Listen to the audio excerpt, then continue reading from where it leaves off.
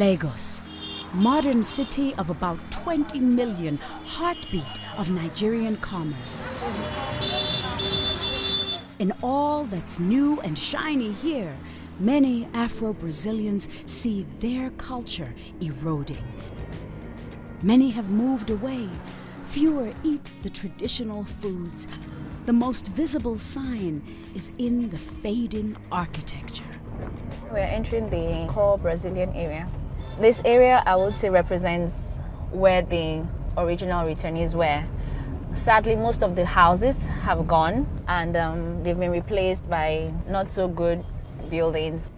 Peju Fatui is an architect and volunteer with Legacy, a non-profit working to save historic buildings in Lagos.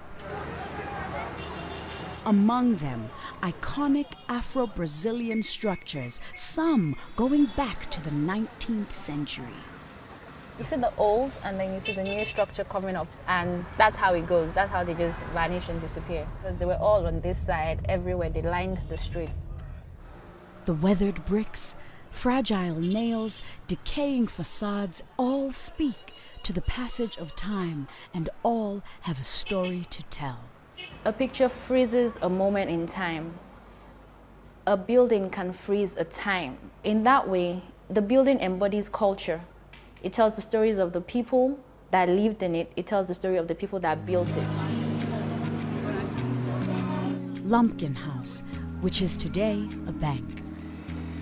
Doherty House are among the best remaining examples, crafted with the skilled hands from Afro-Brazilian returnees from slavery.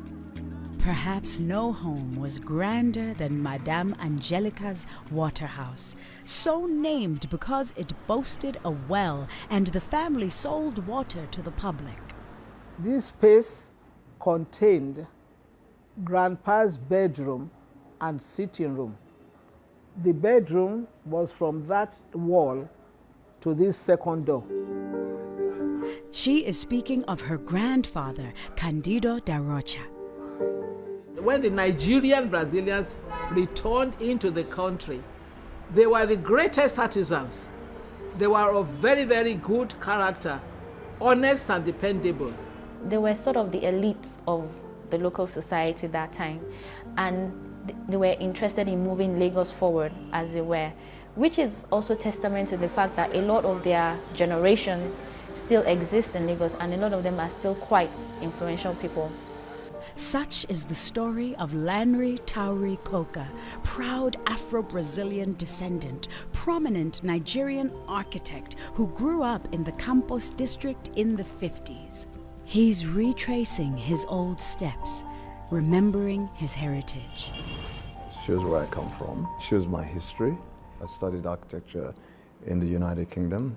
I discovered that when I had to actually design residential buildings, I automatically went back to my roots. The shutters came into my domestic designs. The roofs were sloped. And I think it was something in my background, in my previous past, which made me come up with that kind of design.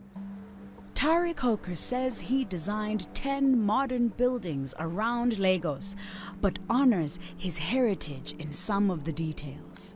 These are my trademark. All these I took from my origin in the Brazilian quarters in Lagos Island. Perhaps most painful of all is what happened here.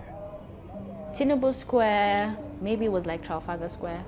It was the center of Lagos Island, of the rich people, of the elite.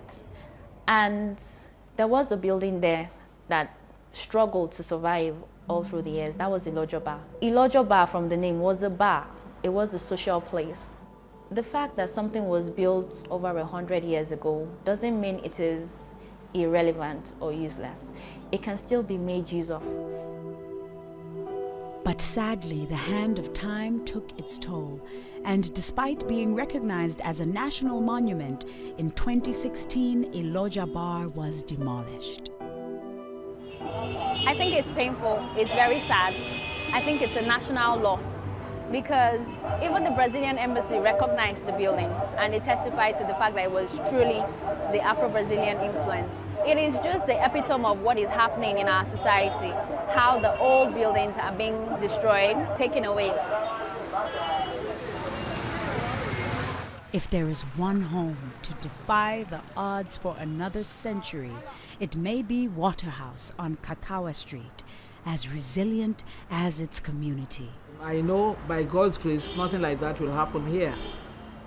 I have a particular case in my own family where our family compound, number 16 Catholic Mission Street, was demolished without my knowledge whilst I was away. And now on that piece of land is a fast food restaurant. I was mad. I was furious. But then my senior aunts, much older than me, their argument was, well, look, we don't have many more years left, so why don't we let it out and collect the money? I never thought they would demolish it. They could have preserved the building. If they liked it, they would have converted it, used it. You don't have to demolish it, but the whole damn thing was demolished.